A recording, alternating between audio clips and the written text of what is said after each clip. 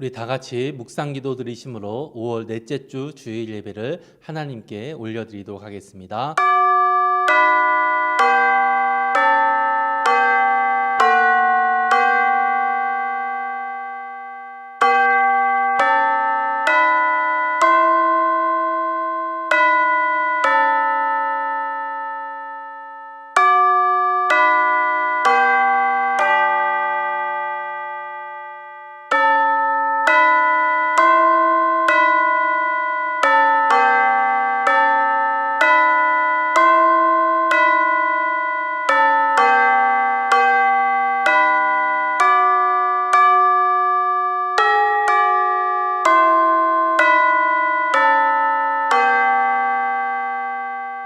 하늘에서는 주 외에 누가 내게 있으리요, 땅에서는 주밖에 내가 사모할이 없나이다. 내 육체와 마음은 쇠약하나 하나님은 내 마음의 반석이시요 영원한 분기이시라. 무릇 주를 멀리하는 자는 망하리니 음녀같이 주를 떠난 자는 주께서 다 멸하셨나이다. 하나님께 가까이함이 내게 복이라. 내가 주 여호와를 나의 피난처로 삼아 주의 모든 행적을 전파하리이다. 아멘. 하나님을 가까이 하는 것이 복이라고 말씀하신 주님, 오늘 우리의 전심을 다하여 주님과 가까이 하기 위해 예배의 자리에 섰습니다. 우리의 모든 마음을 다하여 주님을 예배합니다. 그러하오니 하늘의 문을 여시사 하나님을 가까이 하는 것이 복이라 말씀하신 이 말씀을 살아있는 나의 말씀으로 만나게 하여 주옵소서. 주님만을 사모하며 드리는 이 예배를 홀로 영광받아 주시고 기뻐하여 주옵소서. 한 주간의 삶을 지켜주시고 보호하여 주심을 감사드립니다. 이 은혜를 힘입어 이 시간 주 앞에 예배자로 섰사오니 주님, 우리의 마음에 임재하여 주시어서 성령의 충만을 허락하여 주시고 주님이 주시고자 하시는 크고 풍성한 복과 은총을 마음껏 부어 주시옵소서. 그리하여 주님이 부어주시는 은혜로 이 예배가 풍성하여지게 하여 주시고 모든 순서 하나하나가 우리에게 기쁨으로 다가오게 하여 주옵소서. 여전히 코로나19로 인하여 많이 힘들고 어려운 상황에 있습니다. 주님, 분명 주님도 이러한 우리의 사정을 아시리라 믿사오니 속히 이러한 모습들이 회복될 수 있게 하여 주시고 더 이상 고민 없이 주님께 예배하는 날이 속히 오게 하여 주옵소서.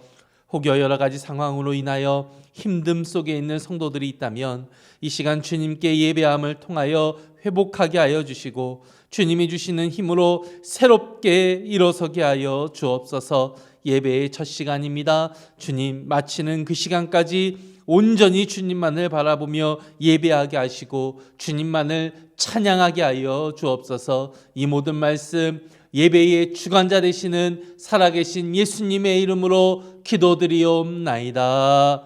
아멘. 우리 이 시간 찬송가 80장 천지에 있는 이름 중 함께 찬양하도록 하겠습니다.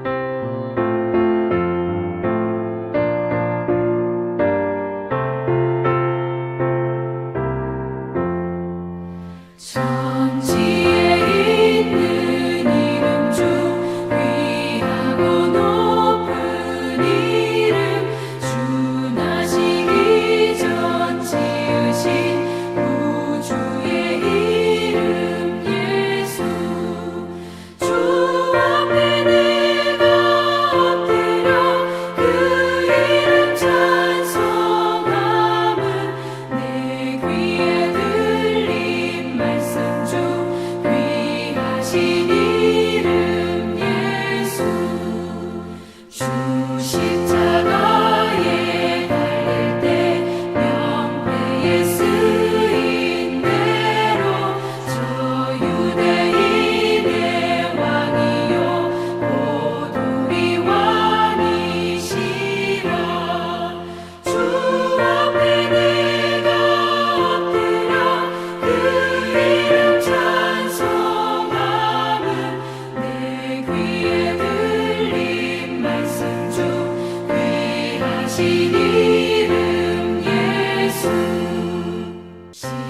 지금도 살아계셔서 언제나 하시는 일, 나 같은 죄인 부르사 참 소망 주시도다. 주 앞에 내가 엎드려 그 이름 찬송함은 내 귀에 들린 말씀 중 귀하신 이름 예수. 주 예수께서 영원히 어제나 오늘이나 그 이름으로 우리에게 상복을 내리신다. 주 앞에 내가 엎드려 그 이름 찬송함은 내 귀에 들린 말씀 중 귀하신 이름 예수.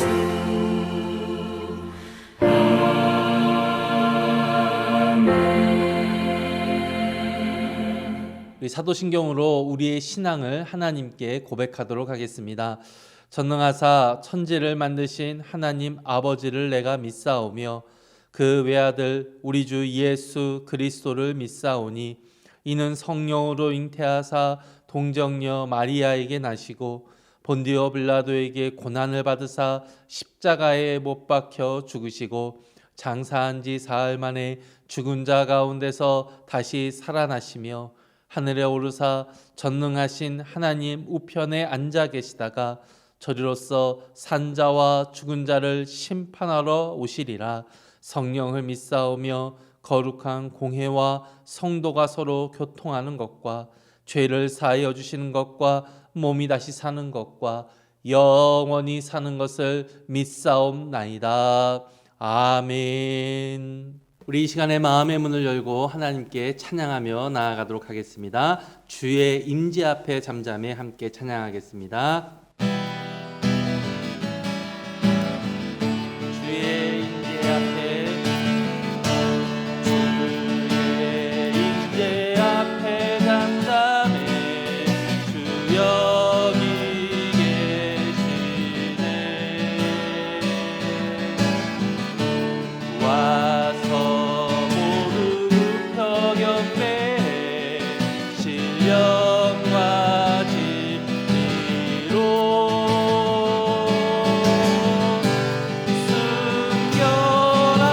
순결하신 주님, 거룩한 존전에 주의 임재 앞에 잠잠해 주 여기 계신 주의 영광 앞에 잠잠해 주의 영광 앞에 잠잠해 주의 빛 비추네.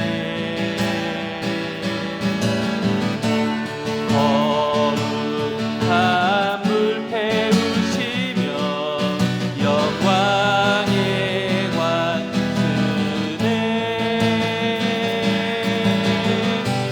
주 영광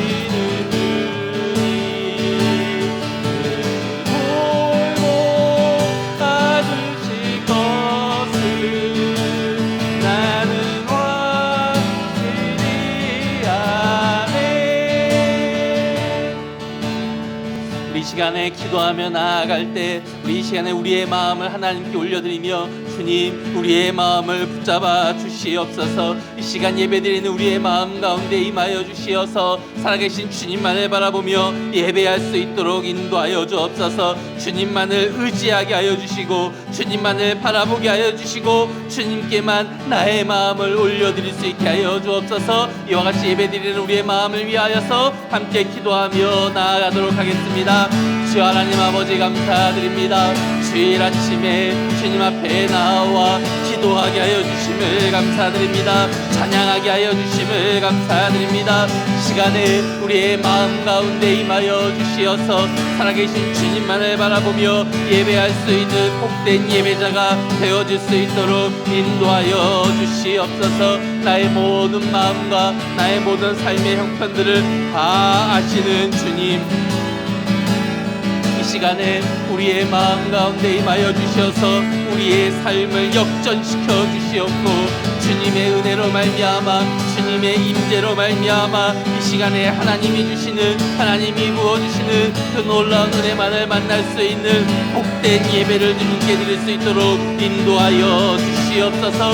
주님의 임재하심이 우리의 마음 가운데 넘쳐올 수 있도록 인도하여 주시어서 이 시간 찬양하며 기도하며 말씀 듣는 모든 시간을 통하여 살아계신 주님을 만나고 경험할 수 있는 우리가 되게 하여 주시옵소서. 과도 주님을 바꾸지 않으리 다른 어떤 은혜 구하지 않으리 오직 주님만이 내 삶의 도움이시니 주의 얼굴 보기 원합니다. 주님 사랑해요. 온 마음과 정성 다해 하나님의 신실한 친구 되기 원합니다. 나 무엇과도 주님을 바꾸지 않으리 다른 어떤 은혜 구하지 않으리 오직 주님만이 내 삶의 도움이시니 주의 얼굴 보기 원하니 주님 사랑해요. 주님 사랑해요.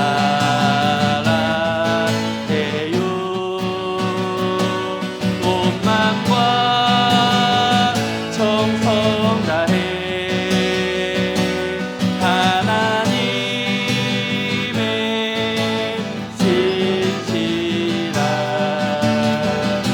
친구 되기 원하니 주님 사랑해요. 주님 사랑해요.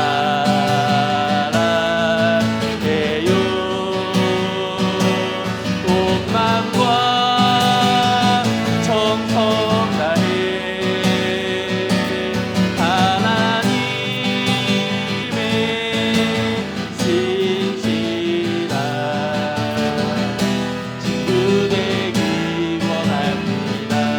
주를 위한 이곳에 주를 위한 이곳에 예배하는 자들 중에 그가 찾는 이 없어 주님께서 슬퍼하시네. 주님이 찾으시는 그 한 사람 그 예배자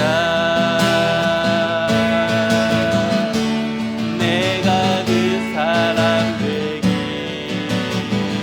간절히 주께 예배하네. 주 은혜로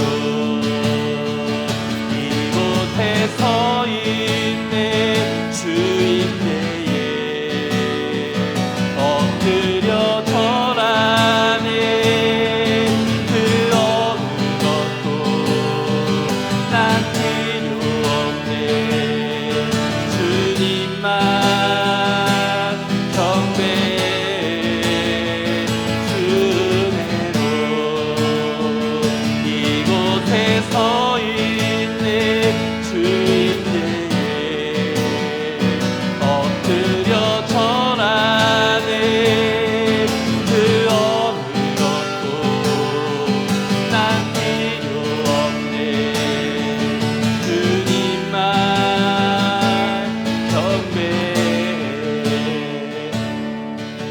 우리 이 시간에 기도하며 나아갈 때 우리 방금 부른 찬양의 가사처럼 주님만 바라보며 경배하는 예배가 되게 하여 주시옵소서. 어느 것도 필요 없습니다. 내가 지금 주님의 은혜 앞에 서 있사오니 주 하나님 아버지 나를 만져주시사 이 시간에 하나님의 은혜로 넘치도록 채워주시옵소서. 이 시간에 이 기도회로 함께 기도하며 나아가도록 하겠습니다. 사랑의 하나님 아버지 감사드립니다. 주를 위하여 이 시간에 예배드리기 위해 예배자의 자리에 섰습니다. 하나님 아버지 예배하는 마음을 우리에게 허락하여 주시사 이 시간 주님만을 바라보며 예배할 수 있도록 인도하여 주시옵소서. 주님이 찾으시는 그 한 사람의 예배자가 바로 내가 될 수 있도록 인도하여 주시옵소서. 그리하여 이 시간에 인대하신 주님을 만날 수 있도록 인도하여 주시고 그로 인하여서 주님께서 우리에게 주시는 그 온전한 답을 만날 수 있도록 인도하여 주시옵소서. 주를 위한 곳에 주를 위한 이곳에 예배하는 자는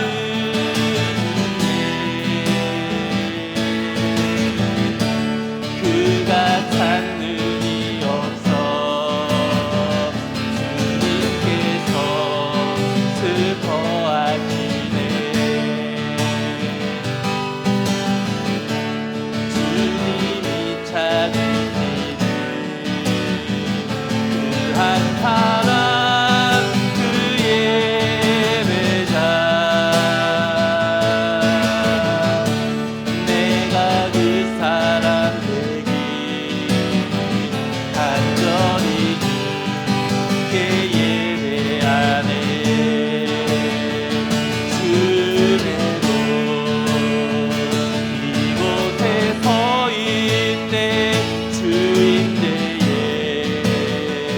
엎드려 절하네. 그 어느 것도 난 필요 없네. 주님만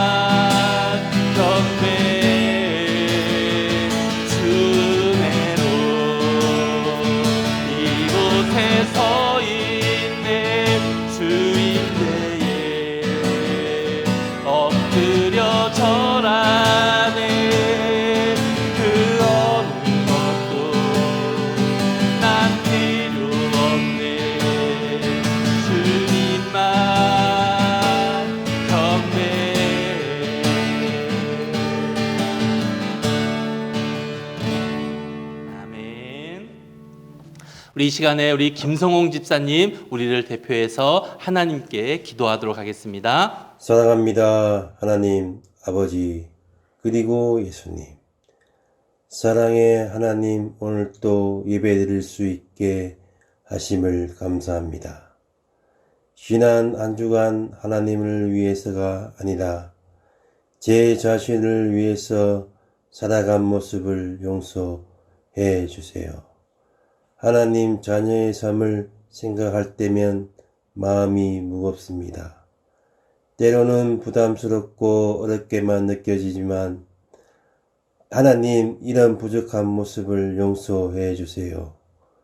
하나님, 우리를 먼저 사랑해 주셨기 때문에 우리가 하나님을 사랑하게 되는 은혜를 있게 되었다는 사실이 가슴 깊은 곳에서부터 감사합니다. 신종 코로나 바이러스로 인해 고통받는 자들이 있습니다. 바이러스가 빨리 종식되어 아파하는 자들이 치유될 수 있도록 기도합니다. 신종 코로나 바이러스로 인하여 우리가 한자리에서 예배드릴 수는 없지만 이번 기회에 통해서 성도 간의 교제가 더욱 그리워지게 하옵소서. 함께 예배드릴 수 있는 그날을 간절히 기다리며 절망보다 희망을 바라보면서 살아가게 인도하여 주시옵소서. 이 모든 말씀 거룩하신 예수님 이름으로 기도드립니다. 아멘.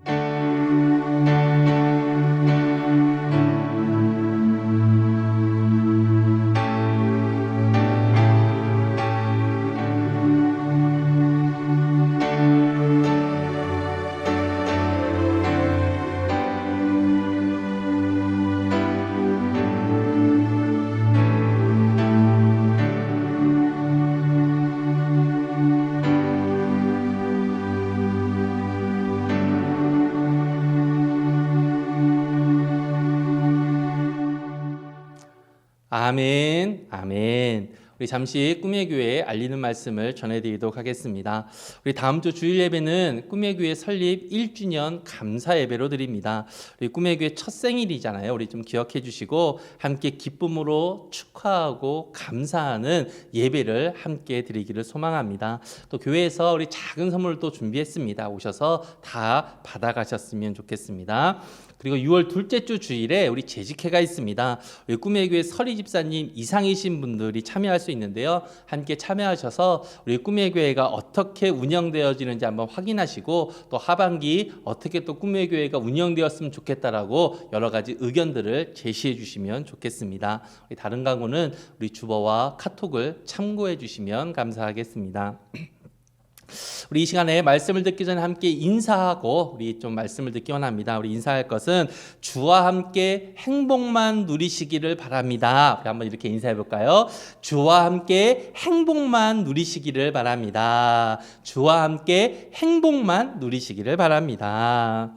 우리 방금 서로 인사를 나눈 것과 같이요. 주님과 함께 행복만을 누리며 살아가는 우리 모두가 되어지기를 소망합니다.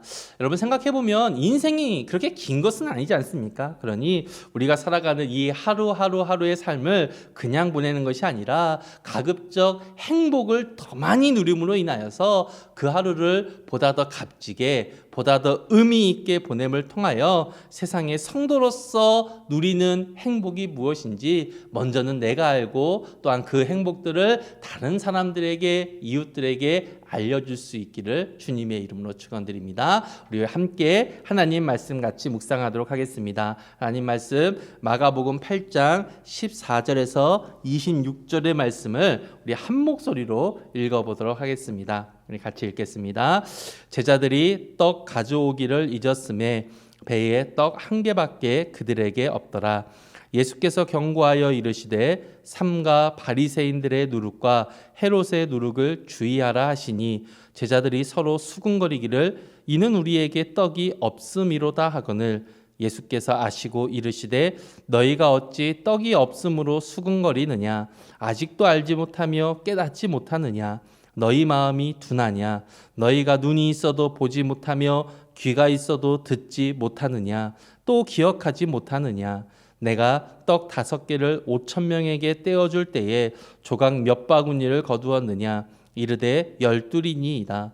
또 7개를 4,000명에게 떼어줄 때에 조각 몇 광주리를 거두었더냐 이르되 7이니이다. 이르시되 아직도 깨닫지 못하느냐 하시니라.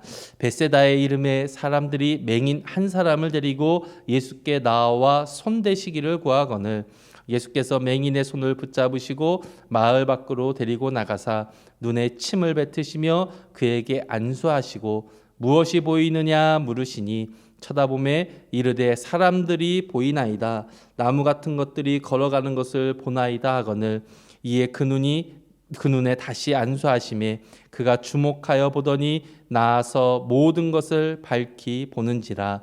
예수께서 그 사람을 집으로 보내시며 이르시되 마을에는 들어가지 말라 하시니라. 아멘.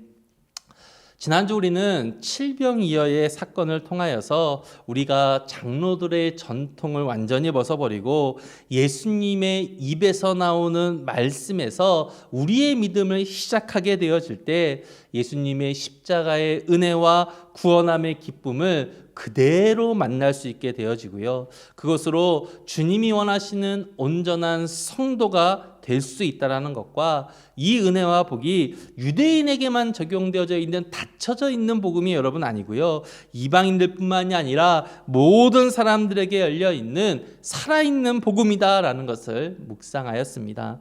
그리고 13절의 말씀에서 예수님이 그들을 떠나 다시 배에 올라 건너편으로 가셨다라는 말씀을 통하여서 지금은 희미하게 보이기 때문에 정확한 의미는 잘 모르더라도요. 그 다윗인 예수님과 함께 있는 것으로 우리는 완전한 가면을 벗게 되어진다라는 것도 깨닫게 되어졌습니다. 오늘은 그 말씀에 이어서 왜 예수님과 함께 있어야 하는가라는 것을 우리에게 가르쳐주고 있는 예수님의 말씀을 묵상하려고 합니다. 오늘 말씀의 제목을 동상이몽이라고 좀 정하였습니다. 동상이몽, 문자적으로는 같은 자리에 자면서 서로 다른 꿈을 꾼다라는 뜻의 사자성어이지요. 그래서 이 말은 겉으로는 동일한 행동을 하고 있지만 속으로는 다른 생각을 품는다라는 의미로 확장해서 사용되어집니다.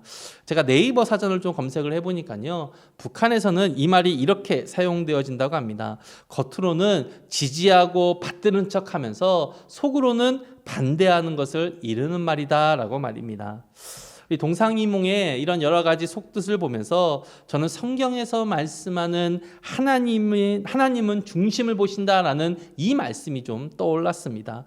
겉으로는 믿음이 아주 충만하고 겉모습으로는 참 신앙이 좋아 보여도 그 속 내면 깊은 곳은 전혀 그렇지 않을 수도 있다라는 것을 이미 예수님이 여러 사건들을 통하여 우리에게 알려주셨기 때문에 그렇습니다.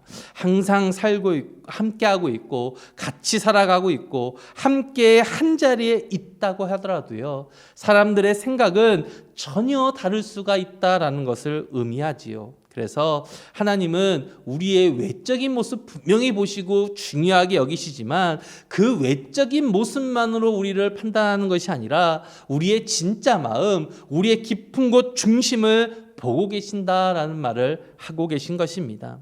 그런데 오늘 말씀에서도 이와 동일한 상황을 여러분 좀 만나게 되어집니다. 함께 말씀을 배우고 말씀을 경험하고 말씀을 알고 있었지만 예수님과 제자들은 말씀에 적용해서 아주 큰 차이를 보여주고 있기 때문에 그렇지요.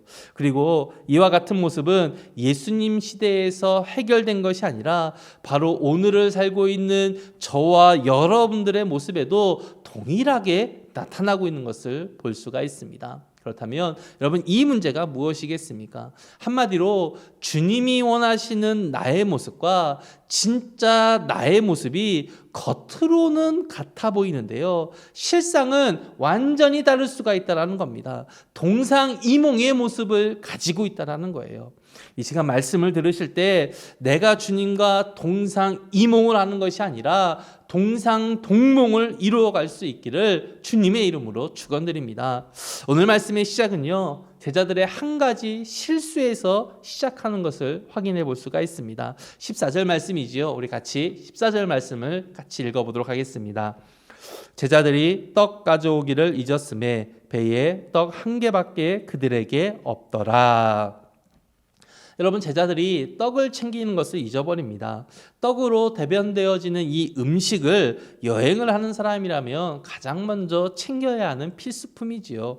게다가 여러분, 친구들끼리 편하게 놀러 가는 지금 여행도 아닙니다. 제자들이 섬기고 있고 또한 하나님으로 모시고 있는 예수님과 함께하고 있는 여행입니다. 그리고 지금처럼 여러분, 먹거리들을 손쉽게 구할 수 있는 시대도 아니지요. 그렇기 때문에 지금 떡을 가지고 온 것을 잊어버린 이 사건은 단순하게 실수다라고 생각하고 웃어넘길 수 있는 사건은 아니다라는 것을 우리는 알 수가 있습니다. 여러분들도 아마 좀 많이 느끼셨을 텐데요. 제가 좀 섬세함이 좀 많이 떨어집니다. 그래서 신방을 할 때 꼭 뭔가 한 가지를 이렇게 좀 빼먹고 다닐 때가 있습니다. 저번에 오여신 집사님 댁을 처음 신방하였었을 때 있었던 일인데요. 제가 교패를 꼭 문 앞에 붙여드려야지 생각을 하고 있었는데 신방을 갈 때 차에다가 이 교패를 두고 간 겁니다. 그리고 이제 신방을 하면서 교패를 두고 온 생각이 이제 마음속에 확 생각이 났던 것이지요. 그러니 그때부터 계속 이 교패가 신경이 쓰이는 겁니다. 신방을 다 마치고 헤어질 때 다시 댁으로 올라가서 교패를 붙여드리고 왔는데요. 정말로 별것 아닌 것 같은데 그제서야 마음에 안도감이 생기더라고요. 왜냐하면 첫 신방을 하는 목사로서 저에게 교패를 붙인다는 것이 좀 중요한 의미가 있었기 때문에 그렇습니다. 이런 것이 여러분 사람들의 마음이지 않습니까? 오늘 말씀에 예수님의 제자들이 그러면 여러분은 어떠하였겠습니까? 먹을 것이 없다라고 깨달았었을 때 제자들의 마음이 여러분 얼마나 당황했겠는가라는 거예요. 그러니 배 안에 제자들의 모든 신경이 떡에만 가 있었던 것입니다. 지금 이 순간은 예수님이 달마누라 지방으로 가셔서 복음을 전하셨지만 그들이 예수님을 힐난하고 시험하여서 예수님이 깊은 탄식 속에 다시금 배를 타시고 벳세다로 가시는 도중이었습니다. 아시다시피 사람들에게 복음을 전하시는 그때에 제자들도 예수님의 말씀에 집중한다라는 것이 여러분 무척이나 힘들었습니다. 그렇기 때문에 예수님은 종종 이처럼 이동하시는 중에 그 복음의 뜻이 무엇인지를 설명해 주시고요. 앞에서 했던 이야기의 참된 의미가 무엇인가라는 것을 제자들에게 다시 한번 가르쳐 주시는 것을 우리는 말씀을 통해서 자주자주 목격할 수가 있습니다. 그렇게 본다면 지금은요, 예수님에서 입에서 나오는 말씀을 들으면서 지금까지 경험했던 예수님의 말씀을 정리하고 배우는 시간이고요. 예수님의 말씀에 그러한 의미로서 보다 더 집중해야 하는 시간이었다라는 것입니다. 그런데 지금 제자들의 마음이 예수님의 말씀에 집중하고 있는 것이 아니라 자신들의 실수로 인하여 떡에 집중되어져 있다라는 사실이지요. 말씀을 듣고 말씀을 깨닫고 그 말씀을 적용하는 것이 제자의 첫 번째 되는 일이었는데요. 지금 제자들은 이 첫 번째로 중요한 일은 좀 제쳐두고요. 격가제와 같은 것에 지금 온 마음을 빼앗기고 있었다라는 겁니다.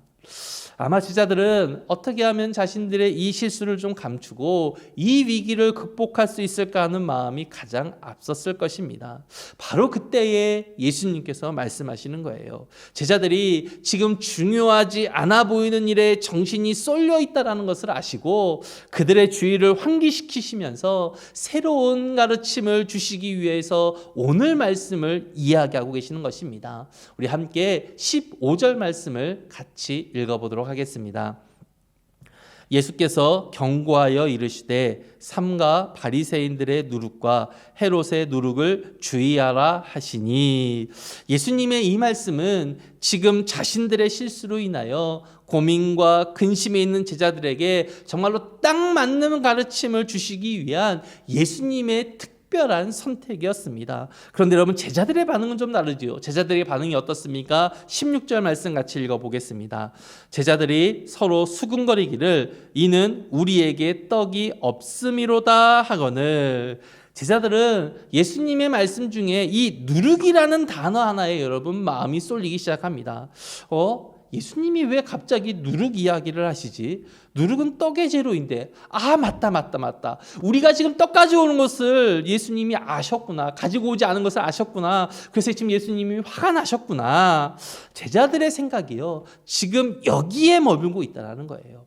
제자들은 예수님의 말씀의 핵심을 버려버리고 떡을 가지고 오지 않은 것에 대한 책망으로 예수님의 말씀을 해석하고 있었다는 겁니다. 모든 생각이, 모든 관심이 떡에 가 있었기 때문에 그렇지요. 그런데 예수님은 지금 자신의 제자들을 책망하고 있는 것이 전혀 아닙니다.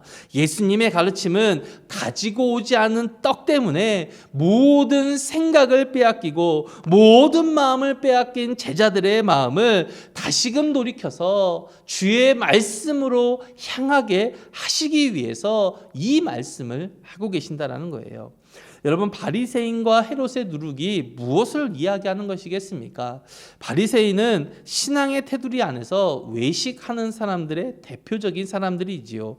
헤롯은 세상 나라 하나님 없이도 잘 살 수 있다라고 말하는 무리의 대표라고 볼 수가 있습니다. 그렇기 때문에 이 말씀은요, 믿음 안에 있건 믿음 밖에 있건 간에 내 마음이 하나님과 멀어지게 하는 것은 아주 작은 것이라도 주의해야 하고 조심해야 한다는 말씀을 하고 있는 겁니다.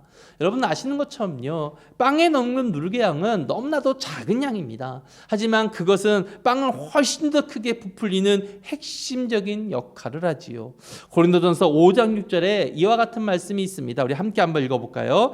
너희가 자랑하는 것이 옳지 아니하도다. 적은 누룩이 온 덩어리에 퍼지는 것을 알지 못하느냐. 여러분, 지금 제자들의 마음이 어떠합니까? 떡을 가지고 오지 않은 죄책감으로 인하여 하나님의 말씀을 듣지 않고 그들의 온 마음에 떡으로 가득 차 있지요. 그래서 근심과 걱정으로 가득 찬 제자들은 예수님의 가르침마저도 내용과 상관없이 자신들을 질책하는 것으로 해석을 하고 있다는 겁니다. 바로 이것이 예수님이 말씀하시는 경계해야 할 누룩이다라는 거예요. 말씀의 속뜻을 깨닫지 못하고 말씀의 중심 내용을 이해하지 못하고 예수님의 말씀을 오해하게 만드는 우리의 이 마음을 조심해야 한다라는 이야기입니다. 예수님은 바로 이런 제자들의 마음을 아셨습니다. 우리 17절 18절 말씀 같이 한번 읽어보도록 하겠습니다. 예수께서 아시고 이르시되 너희가 어찌 떡이 없으므로 수근거리느냐. 아직도 알지 못하며 깨닫지 못하느냐. 너희 마음이 둔하냐. 너희가 눈이 있어도 보지 못하며 귀가 있어도 듣지 못하느냐. 또 기억하지 못하느냐. 여러분, 말씀과 같이 예수님은 제자들의 마음을 다 알고 계십니다. 떡 때문에 마음이 빼앗겼고요. 그것 때문에 정작 들어야 하는 예수님의 말씀을 듣지 못하는 그들의 중심을 예수님이 지금 확실하게 보고 계십니다. 그래서 예수님은 다시금 이들의 정신을 일깨우고 계시는 것이지요. 예수님은 제자들이 진짜 예수님 말씀의 온전한 뜻을 알기를 원하셨습니다. 너희들 눈 두었다 어디 있을래? 귀 두었다 어디 있을래? 그렇게 보고 그렇게 들었는데도 모르겠니? 라고 정말로 얘기하시는 겁니다. 여러분, 만일에 정말로 예수님이 제자들의 생각과 같이 화가 나셨다고 한다면 여러분, 이 대목에서 아마 더 심하게 화를 내셨을 것입니다. 떡 때문이 아니고요, 말씀을 깨닫지 못하고 있는 이 제자들 때문에 말입니다. 그러나 예수님은 화를 내시는 것이 아니라 대신에 자신의 가르침을 다시 한번 제자들에게 알려주시지요. 바로 오병이어와 칠병이어의 기적입니다. 우리 함께 19절에서 21절 말씀을 같이 읽어보겠습니다. 내가 떡 5개를 5,000명에게 떼어줄 때에 조각 몇 바구니를 거두었더냐. 이르되 12리니이다. 또 7개를 4,000명에게 떼어줄 때에 조각 몇 방주리를 거두었느냐. 이르되 7이니이다. 이르시되 아직도 깨닫지 못하느냐 하시니라. 여러분, 오늘 사건 이전에도 제자들은 먹거리를 준비하지 못했던 적이 있습니다. 그렇지만 여러분, 그때마다 예수님이 이미 다 채워주셨습니다. 단순하게 문제를 해결해 주셨던 것이 아니라 넘치도록 채워주셨지요. 넘치도록 채워주셨다는 것은 이 기적이 온전히 하나님이 주신 은혜다라는 것을 확인할 수 있는 증거입니다. 이 사실을 지금 말씀하는 것처럼 제자들도 분명히 알고 있습니다. 여러분, 제자들이 망설임 없이 예수님께 대답하고 있지 않습니까? 12개가 남았습니다. 7개가 남았습니다. 분명 제자들은 이 큰 기적을 정확하게 알고 있습니다. 그런데 예수님이 말씀하시듯이 이것이 어떠한 의미를 가지고 있는지는 전혀 깨닫고 있지 못하고 있는 것이지요. 깨닫지 못했다라는 것은 이 말씀을 온전하게 나의 말씀으로 받지 못했다라는 것을 의미합니다. 마치 정답지를 외워서 수학 문제를 푸는 아이처럼 답은 이야기할 수 있는데 그 답을 받을 때까지의 과정은 왜 그러한지를 전혀 모르고 있었다라는 거예요. 그렇기 때문에 이 기적의 중심에 있는 예수님이 지금 눈앞에 함께하고 계시지만 여전히 먼 곳에 계신 주님처럼 생각을 하고 있었다라는 겁니다. 그래서 여전히 오늘의 먹거리만 생각하고 오늘의 실수만 생각하고 있는 거예요. 내가 할 수 없는 일이 있었을 때 하나님께 가지고 가면 분명히 해결되어지고 그 문제가 해결되어지는 것뿐만이 아니라 더 풍성한 은혜가 있다라는 것을 분명히 경험하였는데요. 그것을 나의 믿음으로 받아들이지 못하고 있기 때문에 여전히 동일한 실수를 반복하고 있었다라는 겁니다. 제자들이 생각하고 있는 예수님은 바로 이런 예수님이셨습니다. 크고 위대한 일을 행하시는 분, 우리가 섬겨야 하는 분, 우리가 잘해드려야 하는 분, 위대한 능력만을 행하시는 분, 하늘의 보좌에만 앉으셔야 하는 분, 이러한 분으로 예수님을 바라보고 있는 겁니다. 그러니까 인생의 사소한 것이라고 여겨지는 것, 작아 보이는 것, 내가 충분히 할 수 있는 것처럼 여겨지는 것은 예수님을 버려놓고 나 혼자서 하려고 하는 거예요. 이것이 오늘 본문에 등장하고 있는 제자들의 신앙의 본질이고 그 중심 가운데 가지고 있는 신앙의 모습이다라는 겁니다. 여러분, 떡을 가지고 오지 않은 것은 분명 제자들의 실수입니다. 그래서 자신들이 어떻게 하든 해결하려고 했던 것이지요. 그런데 문제는 내가 해결하려고 하는 이 마음이 결국에는 커져서 나와 하나님을 분리하게 만드는 불신의 씨앗이 되어진다는 사실입니다. 예수님이 말씀하시는 바리새인과 헤롯은요, 눈에 보이는 것만이 참이다라고 여기고 살아온 사람들의 대표들이지요. 내용과 과정이 여러분 중요한 것이 아니라 결과만이 중요하다라고 여긴 사람들입니다. 다시 말하면 외적인 삶, 결과 중심의 삶, 나 중심의 삶이 나와 하나님을 가까이 하는 것이 아니라 멀어지게 하는 누룩과도 같은 것이다라는 이야기예요. 그러나 주님이 원하시는 것은 아무리 소소한 것이라도 하나님께 가지고 와 하나님께 드리며 하나님의 뜻을 구하는 것입니다. 이건 내가 하고 더 큰 것, 더 좋은 것, 더 위대한 것만 하나님 도와주세요 라는 이 믿음이 아니고요. 정말로 소소하고 의미 없어 보이는 것이라도 하나님께 나와 물어보고 알려드리는 이 믿음을 하나님께서는 바라고 계신다라는 겁니다. 오늘 말씀에서 예수님이 원하시는 믿음이 바로 이러한 믿음이에요. 시편 51편 16절과 17절에 이렇게 다윗이 노래를 합니다. 우리 함께 읽어볼까요? 주께서 제사를 기뻐하지 아니하시나니 그렇지 아니하면 내가 드렸을 것이라. 주는 번제를 기뻐하지 아니하시나이다. 하나님께서 구하시는 제사는 상한 심령이라. 하나님이여 상하고 통회하는 마음을 주께서 멸시하지 아니하시리이다. 여러분, 말씀 그대로 주님은 제사나 경배나 찬송과 같은 외적인 모양이나 외적인 신앙만을 원하시는 분이 아니시다라는 겁니다. 다윗은 주님의 이러한 모습을 분명하게 알고 있고 경험하였습니다. 여러분, 상식적으로 창조주이신 하나님이 무엇가 부족해서 보잘것없는 우리가 드리는 이런 외적인 제사나 외적인 경배를 받으시면서 기뻐하시겠습니까? 어차피 모든 것이 다 하나님의 것인데 그 중에 하나 드리는 것을 하나님이 뭐가 그렇게 예쁘다라고 칭찬을 하시겠습니까? 그런데 우리는 좀 다르게 생각을 하지요. 이것을 드리고 이것을 가지고 나아가는 것을 하나님이 원하시는 것이야 라고 여기면서 이러한 행동을 하는 것을 하나님의 뜻이다라고 여깁니다. 그래서 주님이 계속 물어보심에도 불구하고 그 본뜻은 알지 못한 채 제자들처럼 답변만 하고 있는 것이지요. 여러분, 바리새인도 동일합니다. 그들은 오늘 말씀의 제자들처럼 사건에 대한 답, 삶에 대한 답들을 가지고 있었습니다. 그러한 성경 지식이 그들을 더욱 더욱더 거룩하게 보이게 했기 때문에 그렇습니다. 확실한 삶의 정답이라고 생각하는 것들을 가지고 있었어요. 하지만 그 정답은 하나님이 원하시는 삶의 변화를 이끌어갔던 것이 아니라 단순한 지식이었고 철저한 교만이었다라고 성경은 우리에게 이야기합니다. 오늘 예수님은 제자들에게 이러한 믿음을 조심하라고, 외형뿐이며 내용 없는 이런 거짓 믿음을 경계해야 한다라고 말씀하고 있는 겁니다. 눈에만 보이는 신앙생활, 그것에만 전념하여서 진정으로 드려야 할 이 마음의 예배, 삶의 예배, 마음의 중심을 하찮게 여기는 우리의 믿음을 돌아보라라고 말씀하고 있는 거예요. 내 것과 하나님의 것을 나누어서 생각하는 이중적인 삶의 모습도 완전히 버려야 한다라고 말씀하는 겁니다.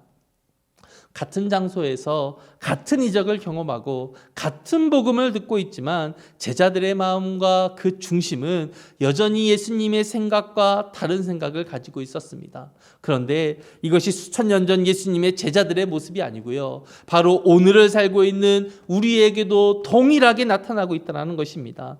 여러분, 오늘날처럼 복음의 홍수 시대는 없을 것이라 여깁니다. 인터넷만 접속하면 해외에서 전해지는 말씀도 언제 어디서나 들을 수 있는 시대에 살고 있습니다. 수많은 사람들이 예배하고 있는 모습을 우리는 언제든지 확인해 볼 수 있습니다. 성경에 대한 지식도 여러분 상당합니다. 분명 예수님 시대의 사람들보다 더 많은 성경의 지식들을 우리는 배웠습니다. 그런데 여러분, 우리의 모습이 어떻습니까? 믿는 사람, 소위 기독교인이라고 하는 사람들의 모습이 여러분 어떠합니까? 능력의 말씀을 가지고 있는 것처럼 보이지만 실제 세상을 향하여서 이 하나님의 힘과 능력을 나타내는 데는 너무나도 힘없어 보이는 것이 오늘날 우리의 모습이지 않습니까?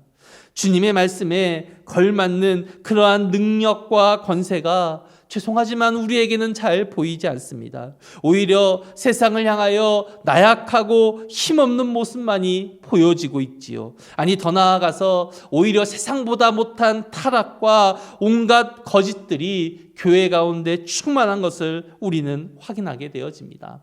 주님의 말씀은 분명 계속적으로 더 온전하게 선포되어지고 있는데 수많은 성도들은 그 복음 위에서 전혀 다른 생각을 하고 있다라는 것이지요.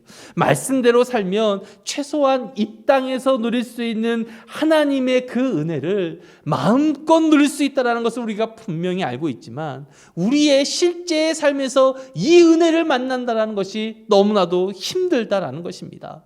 답을 알고 있는데 그 답을 만나지는 못하고 있다는 것이지요. 오히려 우리가 알고 있는 답과는 정반대의 모습으로 살아가고 있는 것이 바로 우리의 모습입니다. 그리고 여전히 그러한 삶을 살아가면서도 나는 말씀대로 살아가고 있다라고 이야기를 해요. 왜요? 왜 이와 같이 살아가는 것을 전혀 이상하게 여기지 않겠습니까?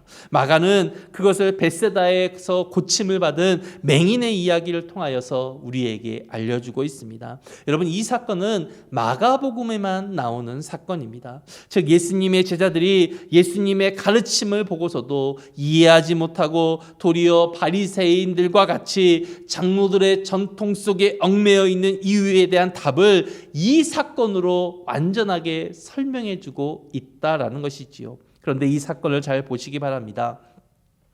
이전의 사건과는 너무나도 다른 모습을 우리에게 보여주고 있습니다. 예수님의 치유가 한 번으로 완벽하지 않다라는 것을 보여주고 있기 때문에 그렇습니다.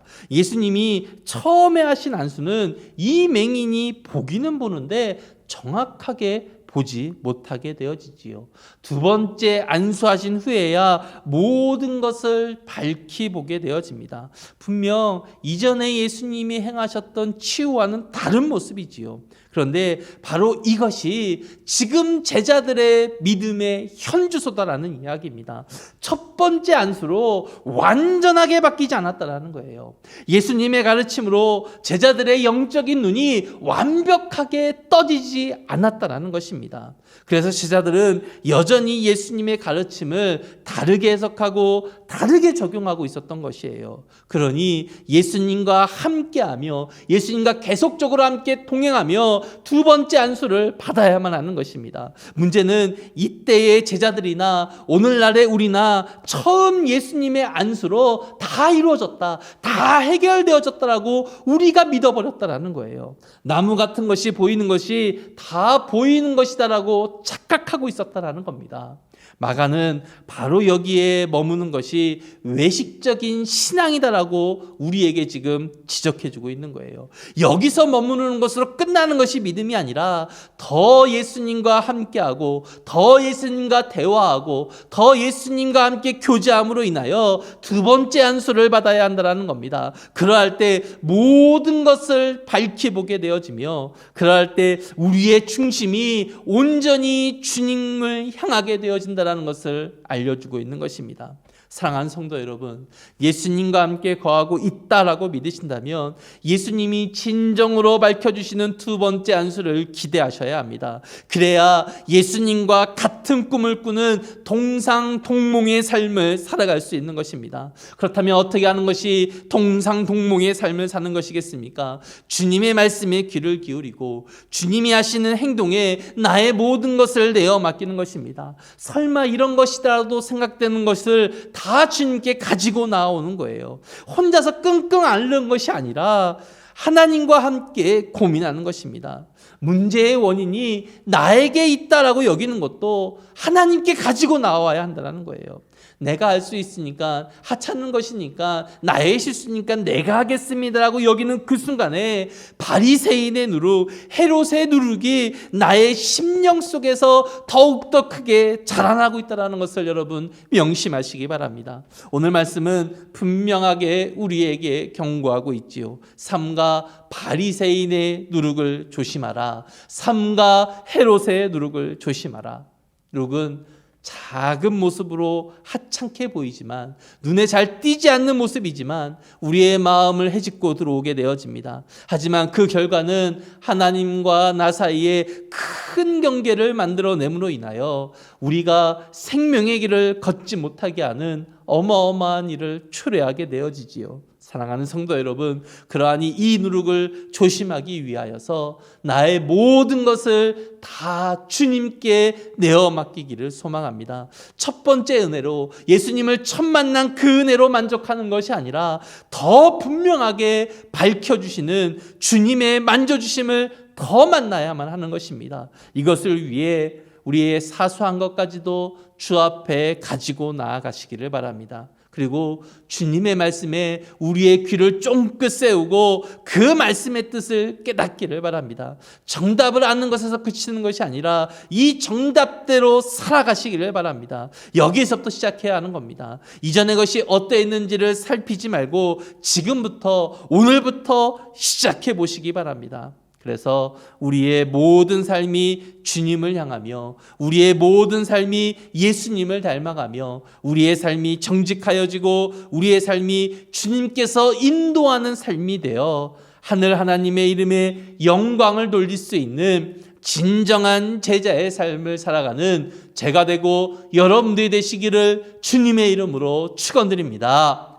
우리 이 시간 말씀을 생각하시면서 고백하는 마음으로 하나님의 사랑을 함께 찬양하도록 하겠습니다.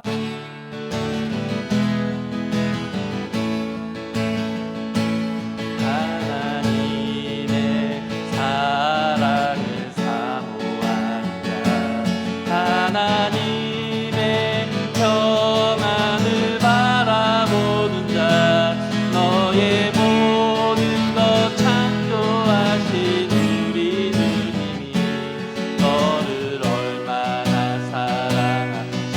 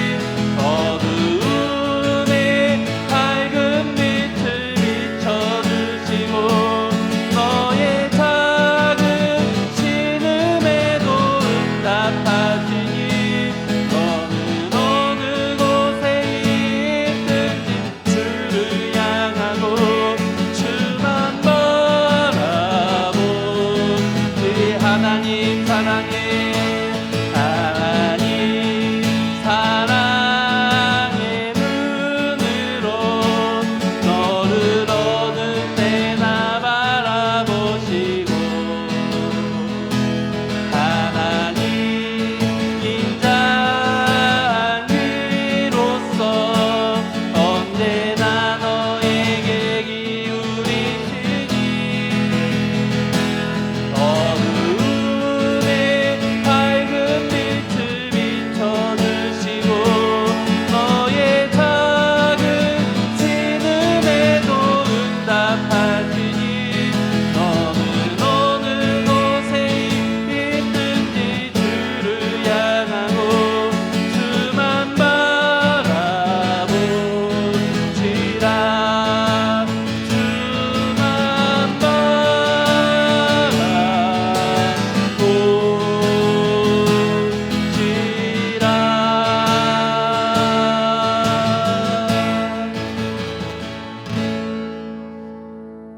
우리의 이중적인 신앙으로 인하여 주님의 가르침을 오해하고 주님의 길이 아닌 다른 길을 걸어갔던 모습을 회개합니다. 모든 것이 다 주님의 것인데 내 삶의 일부만 주님의 것이라고 여겼던 우리의 마음의 생각을 주님 용서하여 주옵소서. 아직도 알지 못하느냐? 아직도 깨닫지 못하느냐? 아직도 기억하지 못하느냐라는 예수님의 외침을 들었습니다.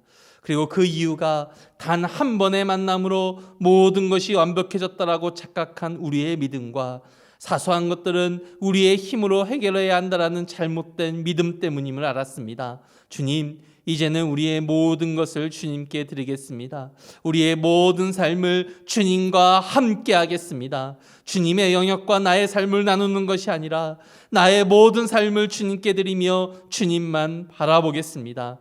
그리하여 주님이 우리의 눈을 밝히 보여주실 때까지 주님의 말씀을 붙들며 살아가겠습니다. 이 시간 이러한 다짐을 주님께 드리오니 우리에게 말씀하여 주시고 그 말씀대로 살아가는 우리가 되게 하여 주옵소서. 이 시간 주님께 예배를 드리며 우리의 마음을 담아 헌금을 하였습니다. 이 헌금이 쓰여지는 곳마다 주님의 이름이 드러나게 하여 주시고 주님의 온전함을 만나게 하여 주옵소서. 또한 이 헌금을 드리는 우리에게 주님이 임하여 주시어서 기쁨과 감사와 영광이 충만하도록 인도하여 주옵소서.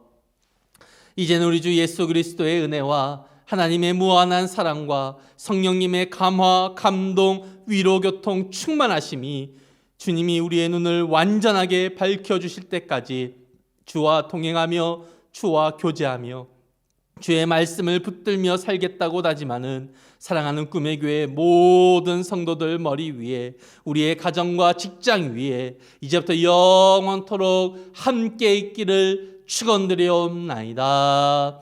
아멘.